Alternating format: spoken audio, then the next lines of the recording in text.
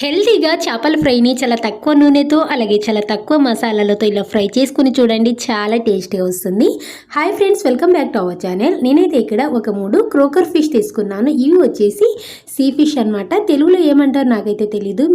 మీలో ఎవరికైనా తెలిస్తే మాత్రం కామెంట్ చేయండి. ఇవి వచ్చేసి ఫ్రైకి చాలా బాగుంటాయి. ఇందులో ఉన్న ముళ్ళు అనేది పైన ఇలా తీయంగానే ఈజీగా రిమూవ్ అయిపోతుంది అనమాట. చాలా టేస్టీగా వస్తుంది. సో నేనైతే ఇక్కడ ఒక 3 చేపలను తీసేసుకుని ఇప్పుడు దీనికి మ్యారినేట్ అయితే చేసుకుంటున్నాను. ఒక ప్లేట్ తీసేసుకోండి. తీసుకున్న తర్వాత అందులోకి 1 స్పూన్ కార్న్ఫ్లోర్ లేదనుకోండి బియ్య పిండినైనా వేసుకోవచ్చు. అలాగే 1 స్పూన్ వరకు శనగపిండి వేసుకోండి. ఇందులోని ఒక 2 స్పూన్ల వరకు కారం వేసుకోవాలి. ఆ తర్వాత ఒక ½ టీ స్పూన్ వరకు అల్లం వెల్లుల్లి పేస్ట్, 1 టీ స్పూన్ వరకు ధనియా జీరా పౌడర్ యాడ్ చేసుకోవాలి. నెక్స్ట్ ఇందులోని రుచికి సరిపడా సాల్ట్ వేసేసుకోండి. వేసుకున్నాక 1 నిమ్మకాయ మొత్తం పిండుకుంటున్నాను. చిన్న సైజు కాబట్టి 1 వేసుకుంటున్నాను. పెద్ద సైజు నిమ్మకాయ అనుకోండి ఒక ½ సరిపోతుంది. ఇంకా నిమ్మకాయ ప్లేస్లో చింతపండు రసం కూడా వేసుకోవచ్చు. ఏది వేసుకున్నా కూడా టేస్ట్ అయితే చాలా బాగుంటుంది. నేనైతే చిన్న సైజు కాబట్టి 1 అంతా వేసేసుకున్నాను.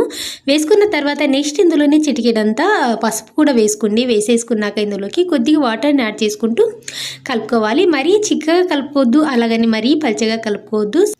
ఇది కాస్త జారుడుగా కలుపుకోవాలి. ఉండలు లేకుండా అంతా కూడా చేత్తో బాగా మిక్స్ చేసేసుకోండి. సో ఈ విధంగా అంతా కూడా మిక్స్ చేసేసుకుని ఈ విధంగా జారుడుగా ఉండేలాగా చూసుకోండి. సో ఇప్పుడు ఆ చేపలను తీసేసుకోండి. చేపలు తీసేసుకుని ఈ చేపలకి గాడ్స్ పెట్టుకోవాలన్నమాట. గాడ్స్ పెట్టుకోవడం వల్ల మసాలా అనేది లోపల వరకు ఇంకిపోతుంది.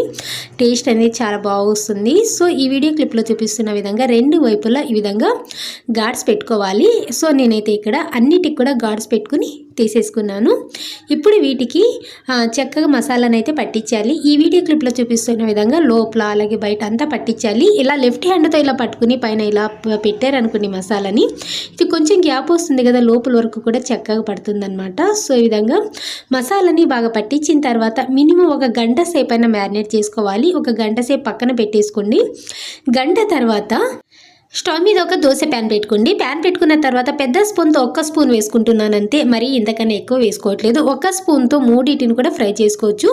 బాగా హీట్ అవ్వాలి. ఆయిల్ మాత్రం బాగా హీట్ అయిన తర్వాత మంటని లో టు మీడియం ఫ్లేమ్లో పెట్టుకోవాలి. అంటే సిమ్లో కన్నా కూడా కొంచెం ఎక్కువ పెట్టుకోండి. అప్పుడే ఆయిల్ తక్కువ వేసుకున్నప్పటికీ కూడా చక్కగా ఫ్రై అవుతుంది క్రిస్పీగా.